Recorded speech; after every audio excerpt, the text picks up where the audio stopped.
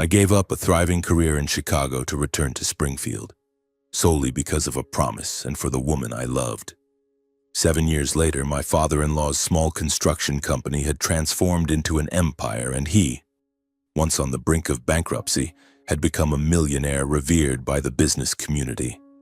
But at the gala honoring him that night, amid the applause and dazzling lights, I realized something that perhaps everyone else knew except me. I had never been considered a member of the Langston family. I was merely a tool to help them build their wealth. But when they decided to cast me aside, they forgot one crucial thing: that the person who helped them rise could also bring their entire empire crashing down. Hello, my name is Braxton Cole. If you had asked me 10 years ago what my life would be like, I would have laughed and told you about million-dollar deals, sleepless nights analyzing markets, or handshakes with financial titans in Chicago. That was my world, a world of numbers, strategies, and grand dreams. But life, as I've come to realize, never quite follows the plan. And the story I'm about to tell isn't about what I achieved, but about what I sacrificed and what I learned when everything seemed to fall apart. I grew up in the suburbs of Chicago, in an ordinary middle-class family, not wealthy but comfortable. My father, a mechanic, always told me, "Braxton, a person's worth lies in what they create, not what they inherit." Those words etched themselves into my mind, becoming the guiding principle for every decision in my life.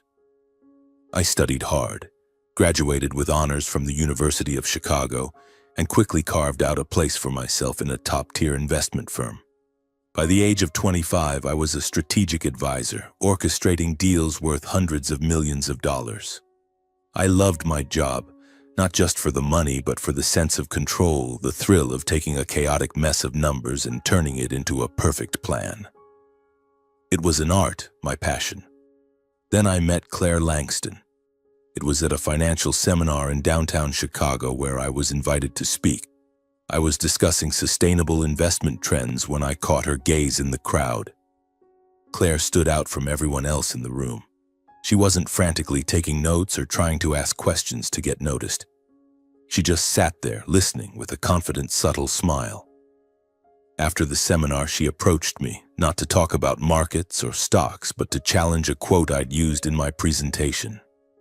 "Do you really believe success only comes from what you create?" she asked, her tone bold yet not arrogant. I was captivated from that very moment. Claire was the daughter of Harold Langston, a small-time construction business owner in Springfield, Illinois. She was intelligent, sharp, but had a gentleness that made me feel I could be completely open with her. We started dating, and I quickly realized she was different from the women I'd met in the financial world, those who were often overly pragmatic or ambitious. Claire had dreams, but she also had a warm heart, always speaking about her family with a mix of pride and concern. She told me about Langston Construction, her father's company, drowning in debt and teetering on the edge of bankruptcy. "My dad won't admit it, but he needs help," she once said, her eyes filled with unease. I didn't know then that those words would change my life 2 years later. We fell deeply in love. After 2 years of dating, I proposed to her in a small Chicago park under a blazing sunset. Claire cried, nodded, and hugged me tightly. Our wedding followed soon after, a simple but heartfelt ceremony in Springfield, her hometown.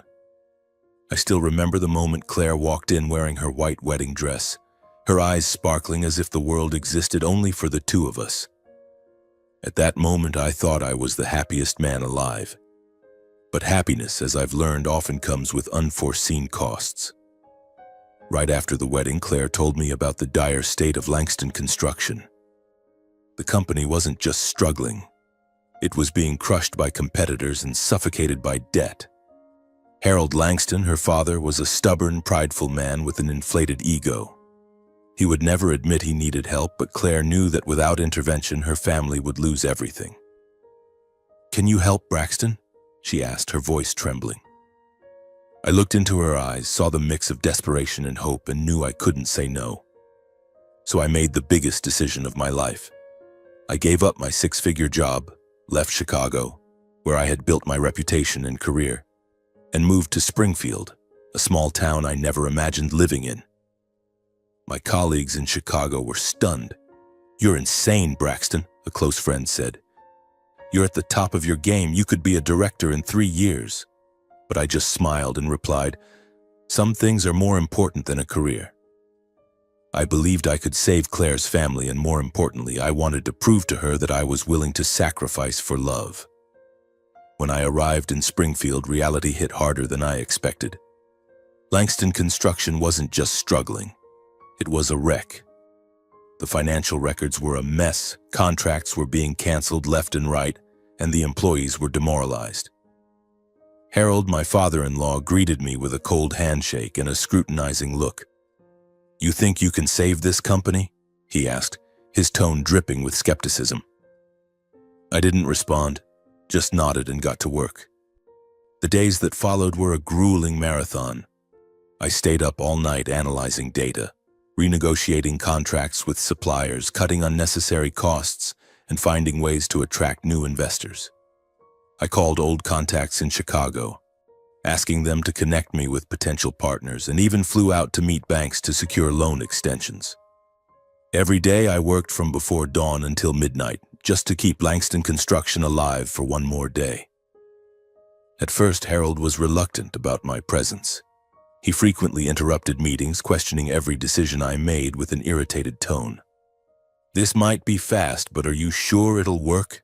he'd ask, even after I'd just convinced a major investor to inject capital. I bit my tongue, not because I feared him, but because I knew Claire was watching. I wanted her to be proud, to see that I wasn't just some big city finance guy, but a husband willing to do anything for her family. 7 years passed in a blur. I was 34, my hair starting to gray, my eyes no longer as bright as they once were. But Langston Construction had transformed completely. From a company drowning in debt, it had become one of the leading businesses in the Midwest, specializing in civic infrastructure and clean energy. $1 million contracts poured in, and the Langston name echoed in business conferences with respect. Harold, once a small-time owner buried in debt, was now a millionaire admired by the Springfield community. He appeared in local magazines, was invited to speak at events, and always boasted about the empire he had built. But not once did he mention my name. In his speeches at galas or in articles, Harold always spoke of his vision and the Langston family's efforts. I stood behind him in crowded ballrooms, smiling and clapping like everyone else. But deep inside, I felt a growing void. I had sacrificed my youth, my career, my big dreams to save this company. I had worked myself to exhaustion, turned down lucrative offers from Chicago, all to ensure Claire and her family didn't lose everything. And in return, I received not a single word of thanks, not one acknowledgement. Claire saw the injustice. Some nights when I sat alone in my office, she would come in, place a hand on my shoulder and say, "You're my hero, Braxton. My dad may not say it, but I know what you've done." Those words comforted me, but they couldn't fill the growing sense of loneliness. I began to wonder. I had given up so much, but was it worth it? I don't regret choosing Claire or her family. But standing in the office of Langston Construction, looking out at the quiet town of Springfield, I couldn't help but wonder, is this really where I belong? Have the sacrifices I made, the dreams I once cherished, faded into the silence of others? And then, when Evan Langston entered our lives, everything began to change. Not in the way I had hoped, but like a silent storm sweeping in, eroding the foundations I once believed were unshakable. Evan, Claire's younger brother, returned to the U.S. after 5 years studying business administration in England. I still remember the day he walked into Langston Construction's headquarters. Clad in a meticulously tailored navy suit, his hair slicked back, and a smile so confident it bordered on arrogance. Harold, my father-in-law, stood beside him, chest puffed with pride, introducing him to the entire office. "This is Evan, my son, the future of the Langston family, the one who will inherit this company." His voice boomed like thunder, and I, standing in the corner of the room, could only nod silently. suppressing the unease rising in my chest. I wasn't jealous of Evan. I had never sought to compete for anyone's spotlight. But the way Harold looked at his son as if he were the fulfillment of all his dreams made me feel like I was slowly becoming an outsider in the very house I had built. Evan was appointed vice president of operations just a few months after his return, a decision that sent ripples through the company. I wasn't surprised. Harold had always valued blood above all else, and Evan, with his prestigious degree from England, was his greatest pride. But what frustrated me was Evan's inexperience.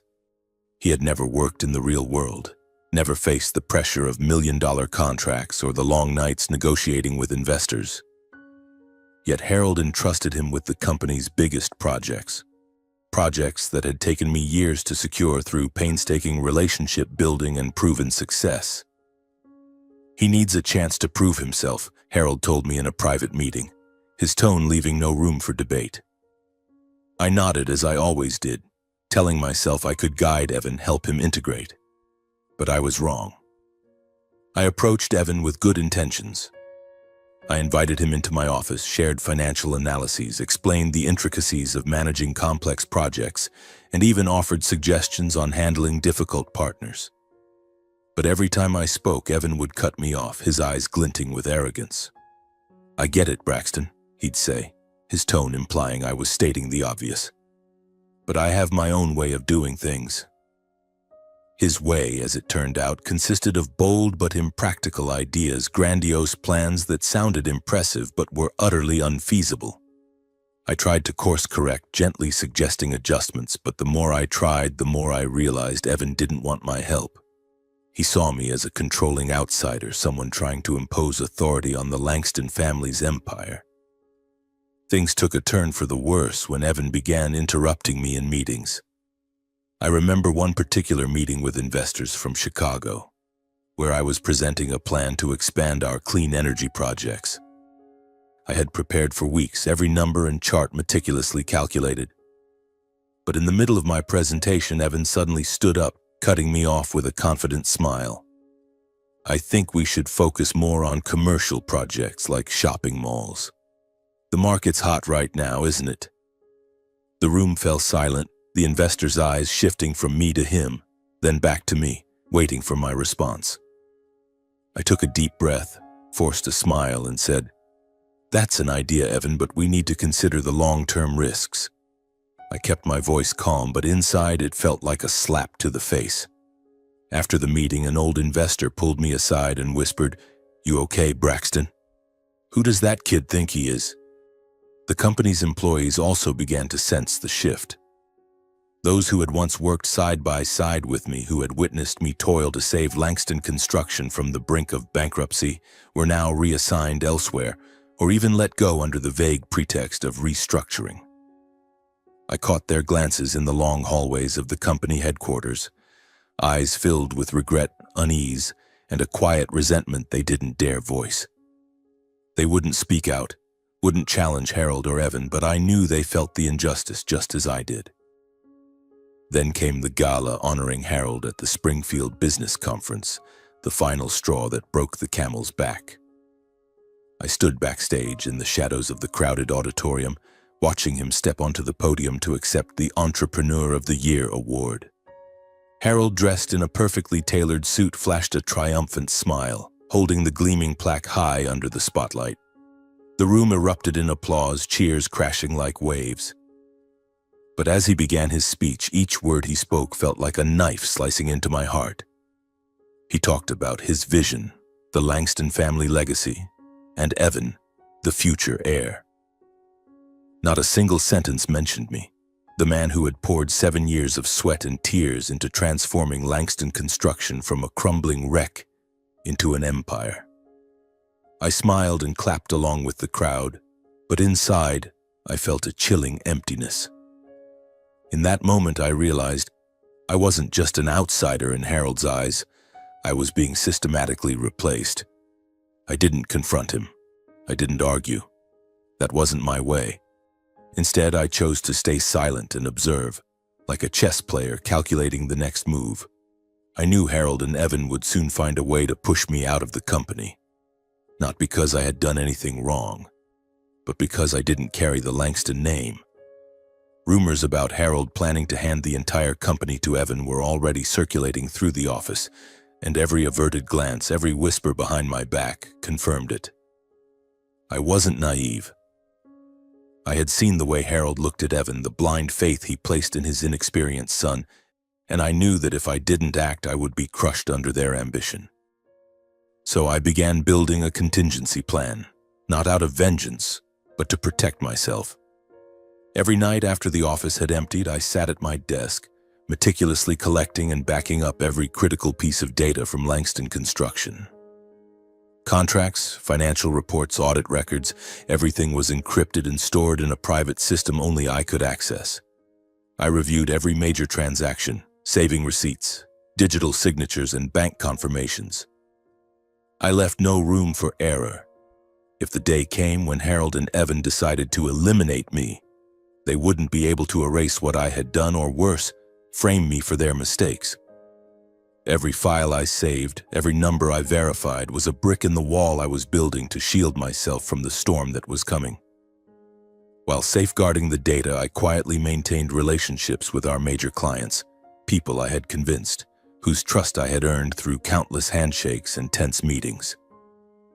They didn't just work with Langston Construction because of Harold's reputation, they stayed because of me. "Braxton, you're the only one I trust in this outfit," a longtime partner from Chicago once told me over coffee. "Harold can brag all he wants, but you're the real brains." Those words, fleeting as they were, reminded me that I wasn't invisible, and I knew that if I left, they wouldn't hesitate to follow me. I reached out to Owen Blake, a financial lawyer I had worked with in Chicago. Owen was sharp, always saw through the noise, and most importantly, he understood me. In a late-night phone call, I told him everything about Harold, Evan, the rumors, and the injustice I was facing. "Braxton, you need an exit strategy," Owen said, his voice calm but resolute. "You've given them everything, but if they don't value it, you have to save yourself." Under Owen's guidance, I began building something I never thought I would: my own company. I named it Cole & Partners, a small firm specializing in investment consulting and corporate restructuring. On the surface, I let Cole & Partners operate as an auxiliary branch of the Langston Group, handling minor projects to avoid suspicion. But in reality, it was a strategic move to break free from the Langston family's control. I quietly registered the business, opened a separate bank account, and set up a small office on the outskirts of Springfield where no one would notice. Every step was calculated, like a move in a long chess game. I didn't want to confront Harold or Evan directly. That would only make things messy. Instead, I wanted a clean exit, a way to stand on my own 2 feet. More importantly, with Owen's advice, I embedded special clauses into Langston Construction's major contracts. These clauses reserved my rights to withdraw capital and intellectual property for the financial models I had designed.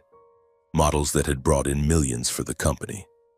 If the company's structure changed or if I was forced out, those rights would automatically transfer to me or Cole & Partners. I didn't do this out of greed, but because I knew Harold and Evan wouldn't hesitate to cast me aside without acknowledging my contributions. I needed a shield, something to ensure that 7 years of sacrifice wouldn't vanish like smoke. Time passed, but not in a way that healed the cracks. It was like a slow river, eroding everything I once believed was solid. The tension within the Langston household grew thicker, like a taut violin string on the verge of snapping. Each day I felt the widening gap between Claire and me, not because we argued or were physically distant, but because of something intangible far deeper: trust. In the evenings when I returned home, Claire was still there, still cooking my favorite meals, still smiling when I walked through the door. But her smile had changed. It no longer carried unconditional warmth, but felt like a veil hiding something she didn't want to say. I began to wonder, did she truly understand what I was fighting for? Or had she long ago chosen to stand with her family? One October evening, after a particularly grueling meeting, I felt I could no longer stay silent. I drove home, resolved to have an honest conversation with my wife. "Claire," I began, my voice hoarse from the long day. We need to talk." She looked up, setting her book down, and I caught a flicker of unease in her eyes. I took a deep breath, trying to keep my voice steady, but the emotions inside me surged like a wave I couldn't hold back. "I've tried, Claire. I've given everything to save this company, to make sure your family didn't lose it all. I gave up Chicago, my career, just to ensure your father and Evan could hold their heads high. But now I feel like I'm being pushed out of the very place I poured my sweat and tears into." I paused, waiting for her response. Claire sat still, her hands clasped tightly, her eyes fixed on the floor. I pressed on, my voice trembling with the emotions I'd suppressed for too long. "Your father doesn't trust me anymore. He monitors my every move, questions every decision as if I'm some outsider. And Evan, he's not just inexperienced, he deliberately disrespects me, dismisses everything I've done. I can't keep working in an environment where trust has been lost, Claire. I just can't." I looked at her, hoping for a spark of empathy, a sign that she understood what I was going through. But Claire remained silent far too long, until I felt my heart tighten. When she finally looked up, her eyes were no longer those of the woman who once held me and called me her hero. They were cold, unfamiliar, as if I were staring at a stranger. "Braxton," she said, her voice flat, "my father is just doing what's right for the company. And Evan, he deserves a chance to prove himself. He's family, you understand, don't you?" Her words cut like a knife, sharp and precise, piercing straight through my heart. I froze, not out of anger, but from a deeper pain, the pain of betrayal. Claire, the woman I had sacrificed everything for, the one I thought would always stand by my side, was now choosing her family over me. I opened my mouth, wanting to say something, to ask if the 7 years I'd given meant anything to her. But the words stuck in my throat, unable to escape. Claire continued, her voice now tinged with a cold edge, as if she were trying to convince herself. "You're being too sensitive, Braxton. You're part of this family, but you need to learn to accept your role. Not everything revolves around you." Those words hit like a slap, not because they were cruel, but because they confirmed what I had long feared. In Claire's eyes, I was no longer the husband she once loved, but merely a piece in the larger puzzle of the Langston family. The conversation ended in heavy silence. Claire stood up and walked to the bedroom without another word. I sat there alone in the living room, listening to the ticking of the clock on the wall, each sound like a countdown to the time I had left in this world. I got up, walked to my study, and closed the door to shut out reality. I had hoped that she at least would understand me, would stand by me when the world turned its back. But now I realized I was truly alone. The months that followed were a series of long, isolating days. I still went to the Langston construction office every morning, working with the precision of a machine, but the atmosphere around me had shifted.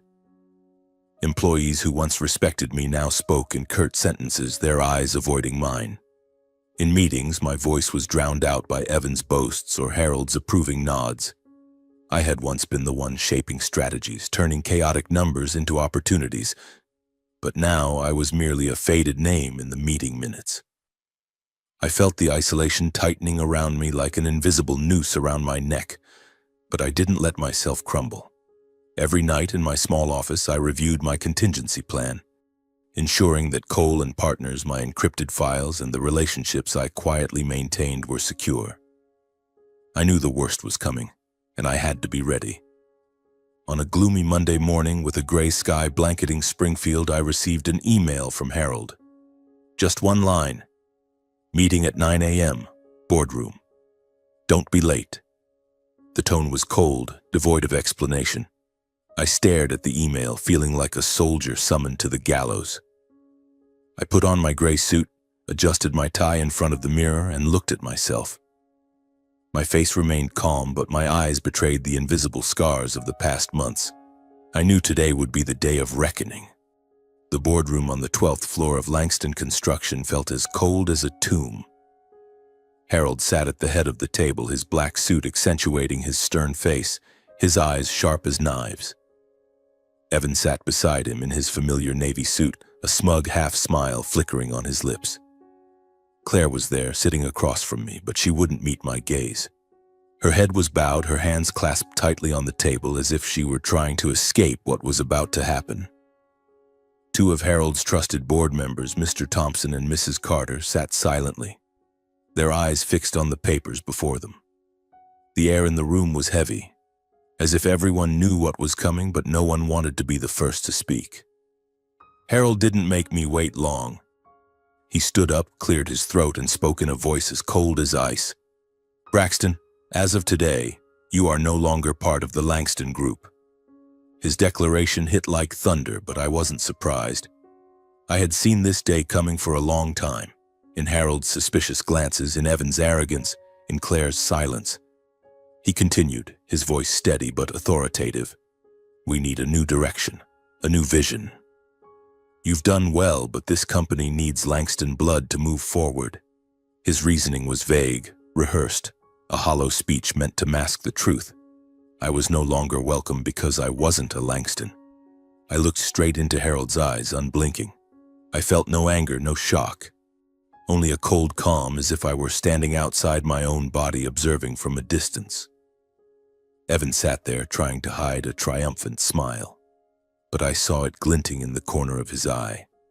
Claire kept her head down, refusing to look up. I wanted her to meet my gaze, even just once, to know if she truly agreed with this decision. But she didn't. Her silence hurt more than any of Harold's words. I stood up, slowly adjusting my tie, and smiled. A faint smile, not out of joy, but because I knew I was ready. "Thank you for making it clear what you value more," I said, my voice deliberate, each word carefully carved. "Because soon you'll pay the price with exactly that." My words weren't loud or angry, but they were enough to make Harold pause.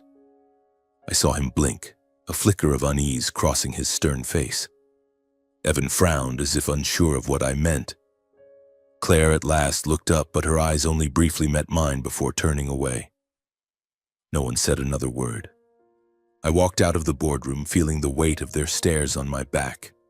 The silence was suffocating, broken only by the sound of my shoes on the wooden floor. I didn't argue, didn't defend myself. I didn't need to. Everything I needed was in my contingency plan, the files, the relationships, Cole and partners.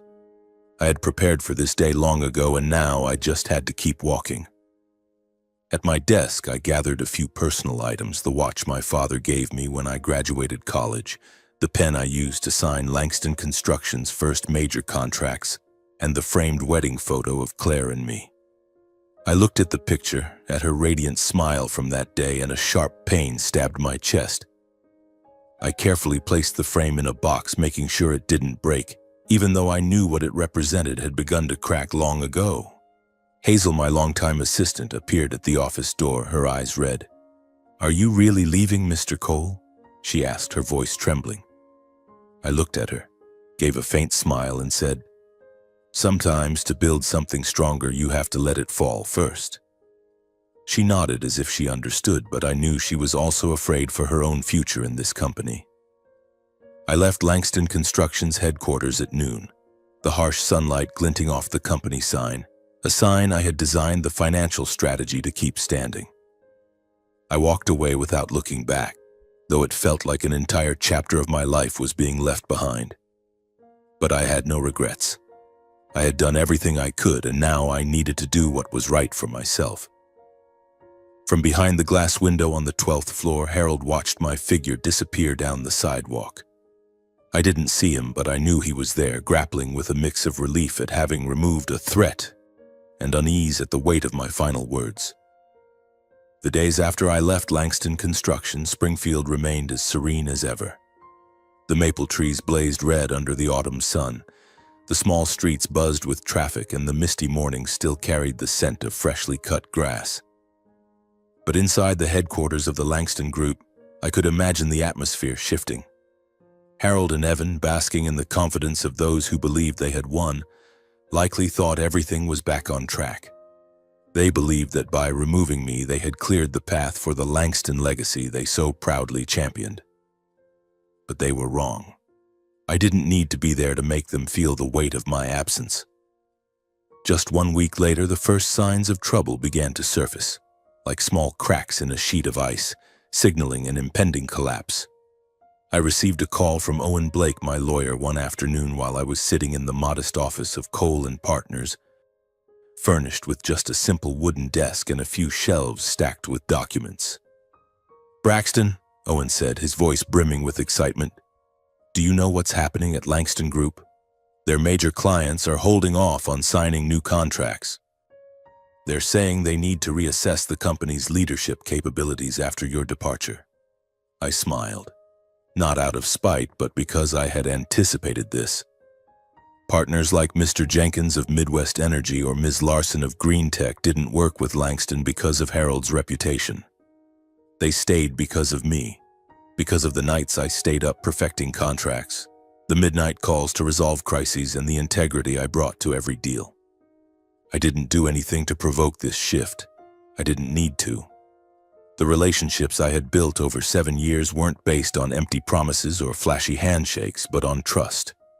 And now, with me gone from Langston Group, that trust was beginning to abandon them. Several key investors who had poured millions into the company's projects started pausing their funding. "We need more time to review," they said. But I knew the real reason. They didn't trust Evan's capabilities, and they no longer saw Harold as a reliable anchor. Langston's cash flow began to stall, like a river blocked by an invisible dam. Meanwhile, I received unexpected emails from former partners. One morning, while reviewing numbers at Cole & Partners, an email from Ms. Larson arrived. "Braxton," she wrote, "thank you for everything you've done for us over the years. If you have any new projects, let me know. I'd like to work with you directly." Those brief, heartfelt lines were like a ray of light in the gloom. Another partner, Mr. Jenkins, even called me directly. "Where you go, I follow," he said, his laugh ringing through the phone. "Harold can be as self-important as he wants, but you're the one who made things work." I thanked him, keeping my voice steady, but inside I felt a quiet validation. I wasn't as invisible as Harold and Evan thought. At Langston Group, I heard that Evan was throwing a tantrum. "This is a conspiracy," he shouted in a meeting, according to Hazel, who still sent me discreet updates via text. "Braxton is trying to sabotage our reputation." He blamed me, accusing me of turning clients and investors against them. But the truth was, I didn't need to do that. I just did my work as I always had, and the world began to adjust to the truth. Harold, on the other hand, didn't show his anger publicly. But I knew he was worried. Things took a turn for the worse when an article appeared in the Springfield Business Journal. The bold headline read, "Langston Group falters after strategic advisor Braxton Cole's departure." The piece, written by a sharp reporter named Ellen Carter, didn't hold back. Braxton Cole, widely regarded as the mastermind behind Langston Group's revival, left the company in a controversial decision, the article stated. Sources say Cole was the true architect of the major contracts and financial strategies that lifted Langston from the brink of bankruptcy to a leading regional player. His departure has left partners and investors questioning the company's future. I read the article in my small office, a cold coffee cup on my desk, and felt a quiet satisfaction.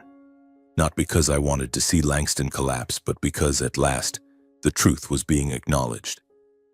According to Hazel, Harold flew into a rage when he read the article. He summoned the PR team, ordering them to silence all rumors and even threatening to sue the paper for defamation. But the more he tried to suppress it, the faster the news spread. Other articles began popping up online. Business forums started buzzing, and the name Braxton Cole became a topic of discussion more than ever before. Meanwhile, I said nothing. I didn't need to. I just worked as I always had at Cole & Partners. Within just 3 weeks, Cole & Partners secured 3 major consulting contracts. One of them was with Midwest Energy, Langston Group's biggest partner for the past 5 years. When Mr. Jenkins signed the contract with me, he gripped my hand so tightly I thought my bones might crack. "You're the real deal, Braxton," he said. "I don't care about Langston's reputation. I care about competence, and you've got it." I smiled, thanked him, and went back to work. I didn't need to declare victory or retaliate publicly. What I did, my integrity, my professionalism, my competence, spoke for me. Clients began calling it the Cole effect. They said it was when someone, through sheer honesty and ability, tilted the market in their favor without needing to shout or boast.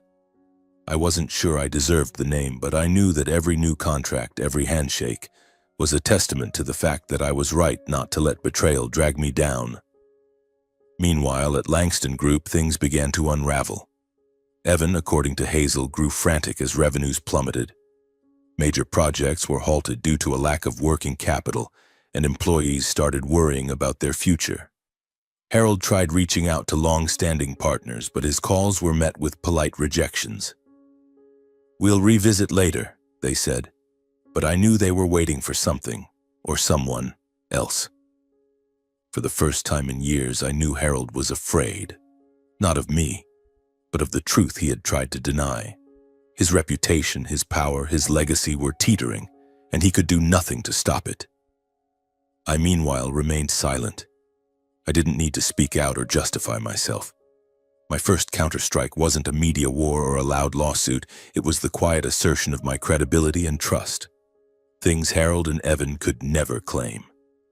I sat in the small office of Cole & Partners, looking out at Springfield's night sky, and for the first time in months I felt a sense of relief. Not because I had won, but because I knew I was on the right path. In the days that followed, I focused on building Cole & Partners step by step, contract by contract, handshake by handshake.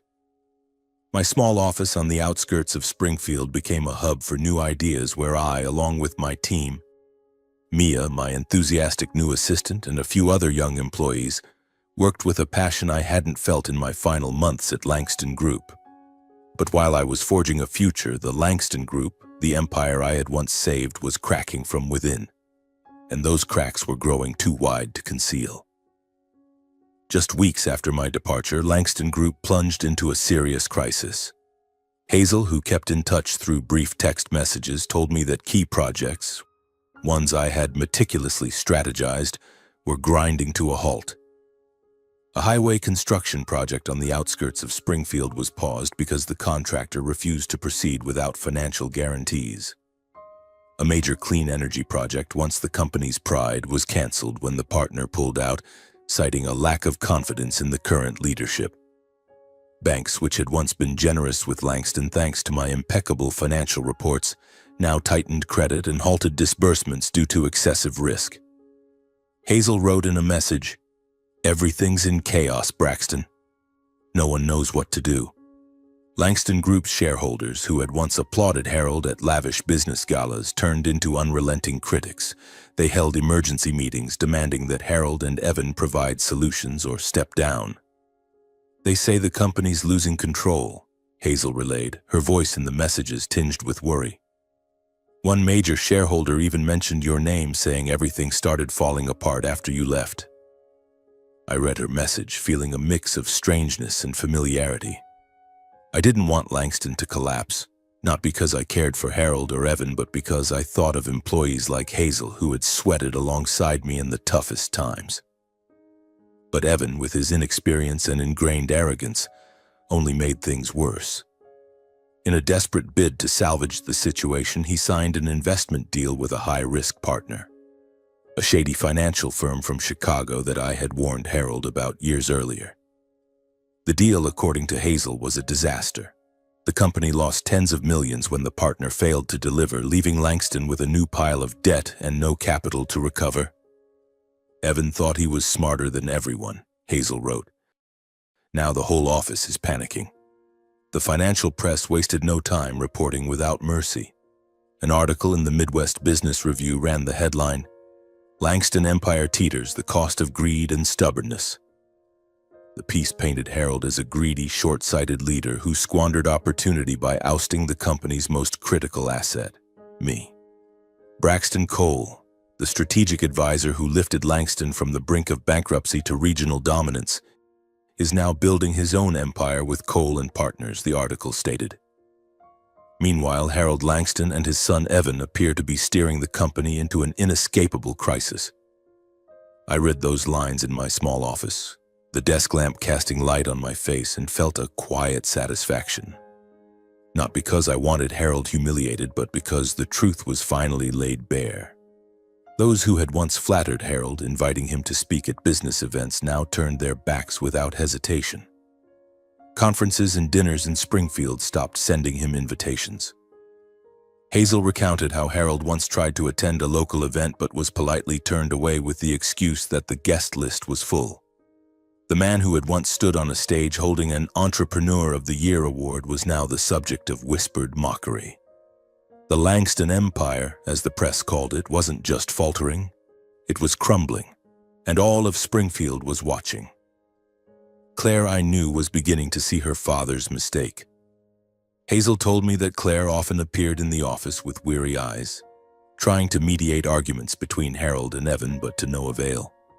Once she confided to Hazel, "My father was wrong to let Braxton go. I don't know how to fix this." When Hazel relayed those words to me, my heart ached. I wanted to be angry with Claire, to blame her for not standing by me, but I couldn't. She was caught between love and loyalty, and now she was watching her family fall apart. But for me, it was too late. I couldn't go back, not after what had happened. Inside Langston Group, the atmosphere grew increasingly suffocating. Employees were anxious, unsure if their next paycheck would arrive on time. Some senior managers who had worked directly with me began reaching out to Cole and Partners discreetly. One afternoon, I received an email from Tom Carter, a former project director at Langston.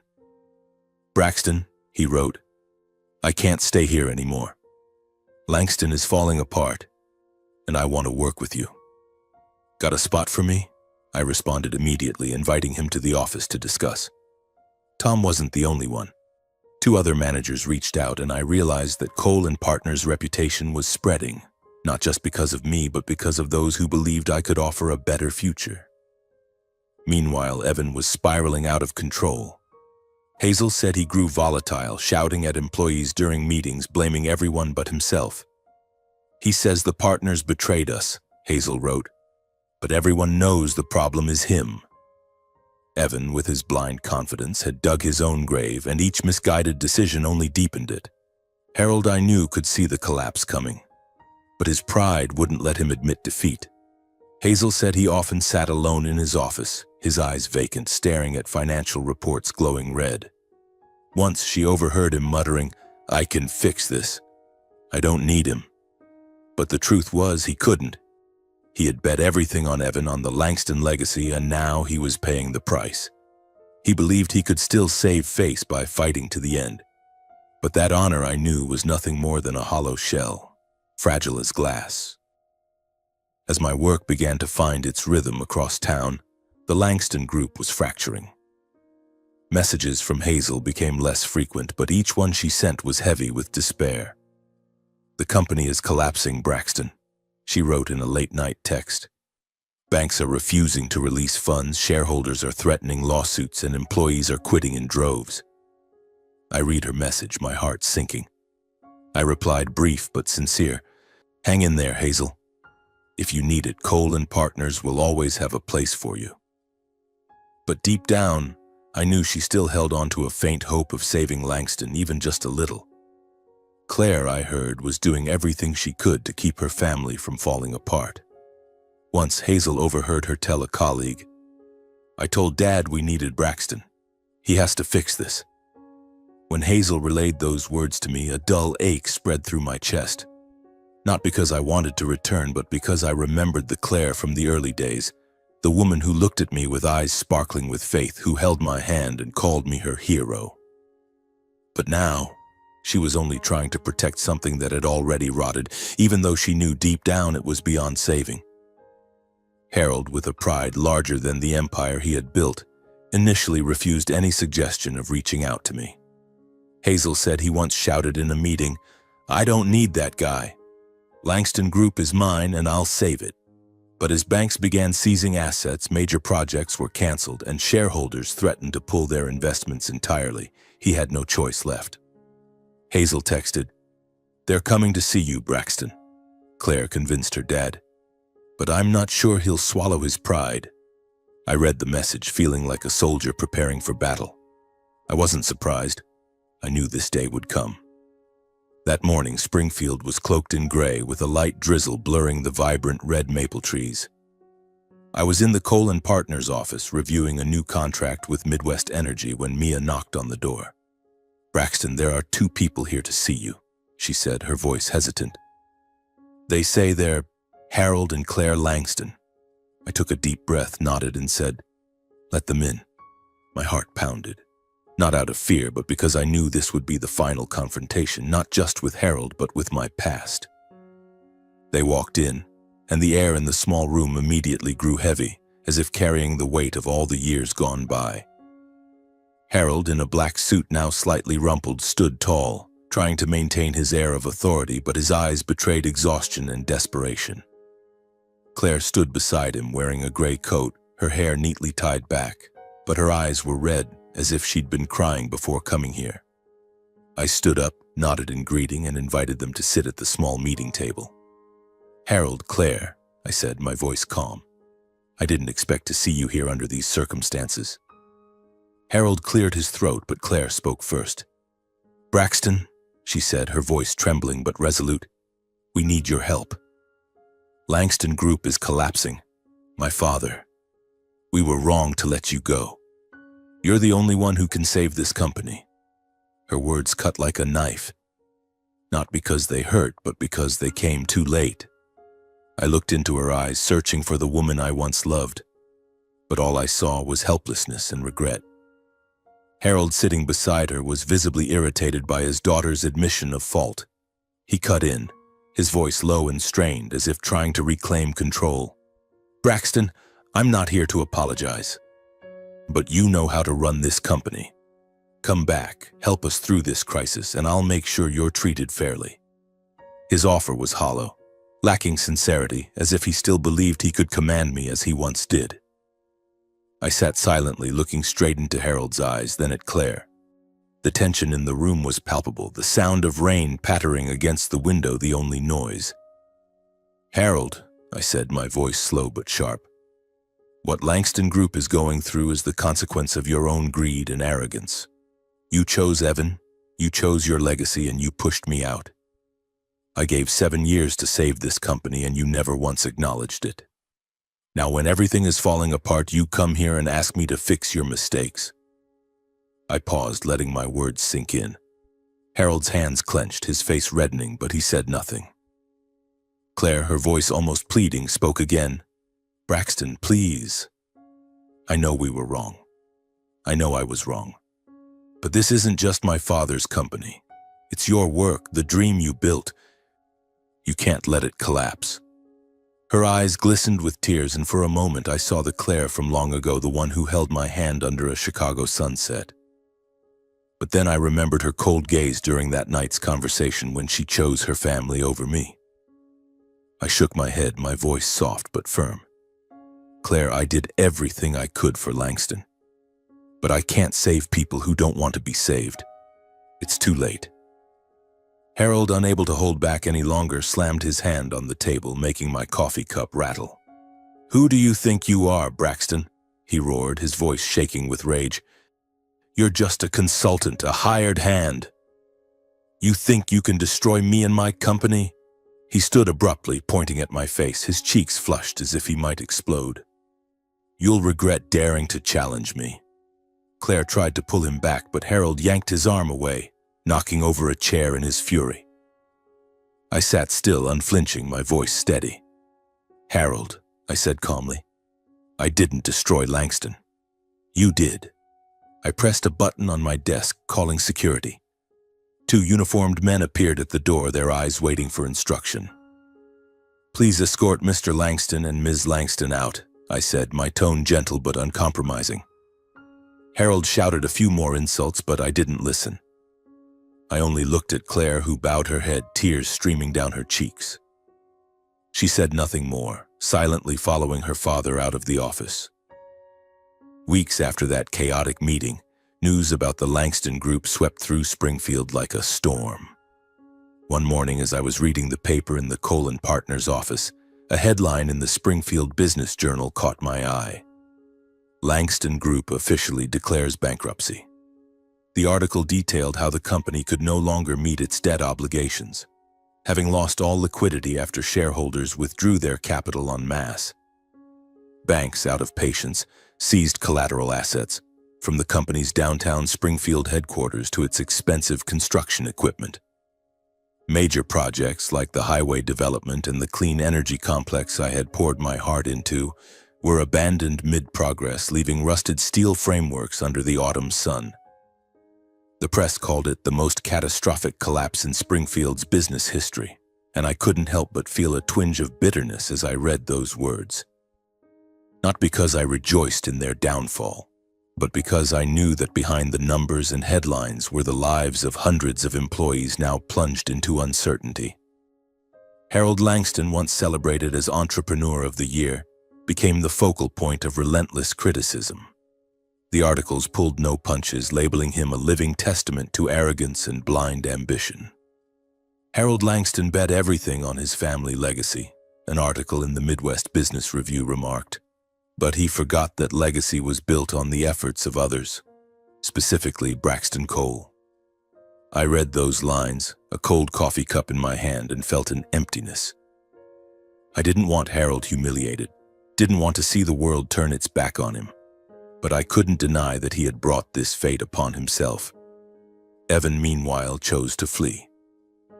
Hazel, who still sent me discreet texts, told me he left the U.S. just days after the bankruptcy declaration, taking with him the remaining funds in the company's account, an act that sent shockwaves through Springfield.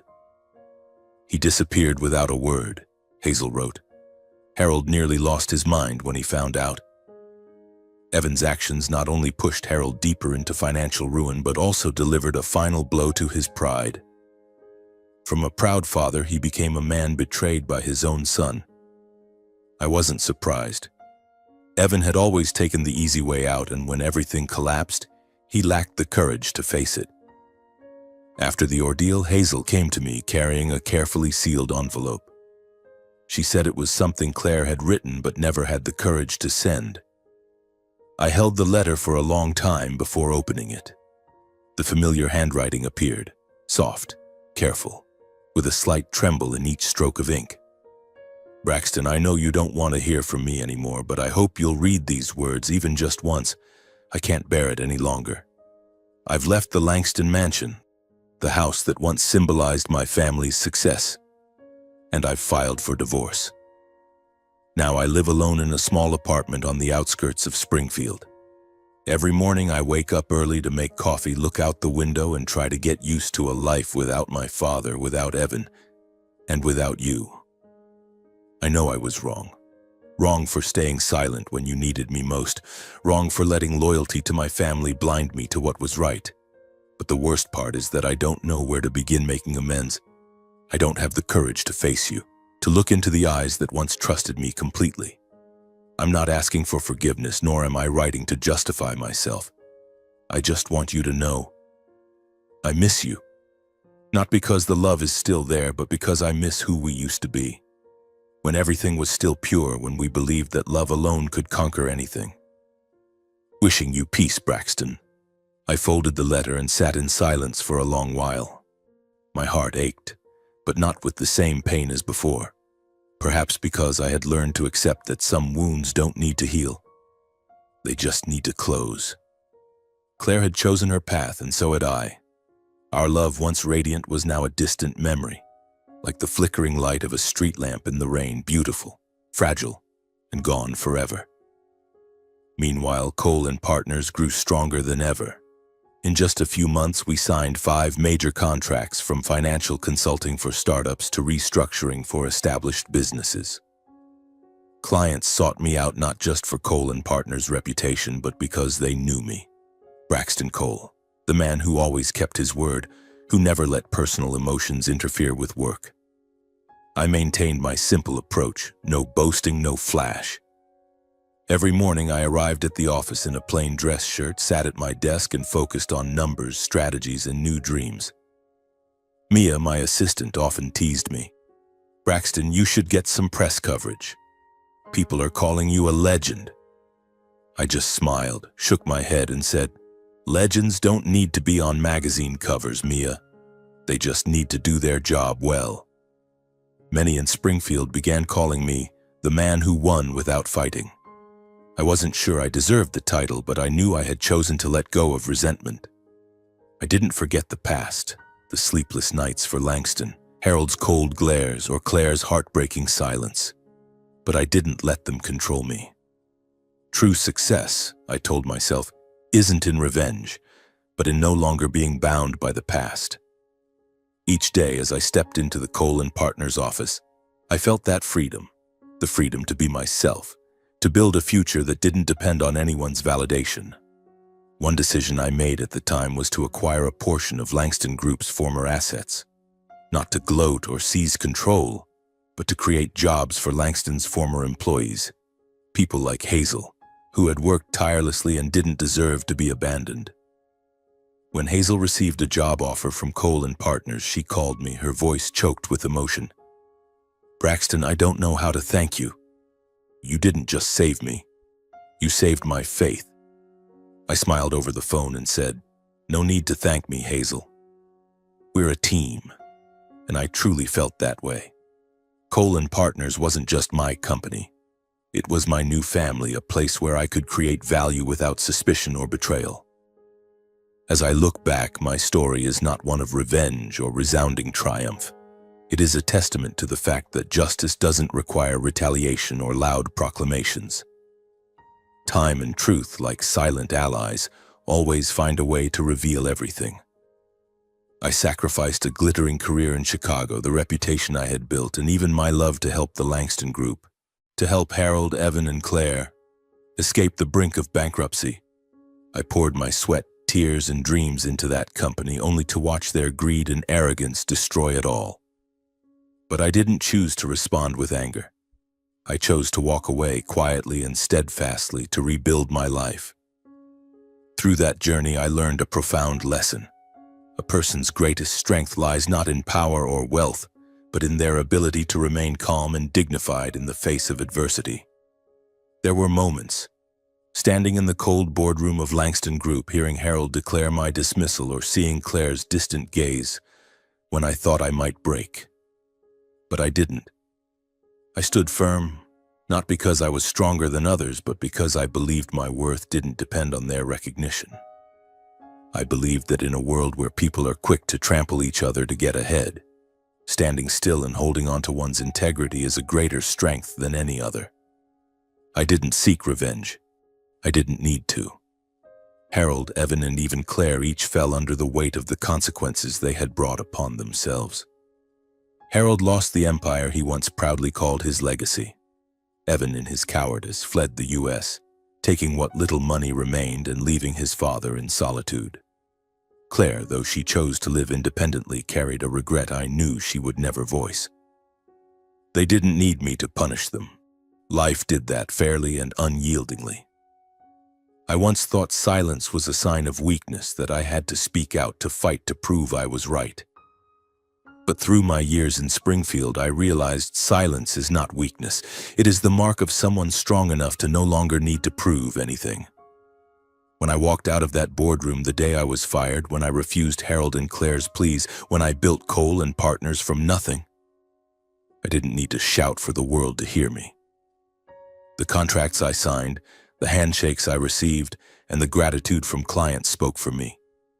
The deepest lesson I drew from all of this is, justice doesn't come from anger, but from steadfastness and integrity. Life will always test us with loss and betrayal. There will be days when it feels like the world has turned its back on you, when all your efforts seem forgotten. But only those who keep their hearts pure, who refuse to let resentment or bitterness take control, can walk through without being consumed by darkness. I lost much, my career, my love, and a part of myself. But I didn't let those losses define me.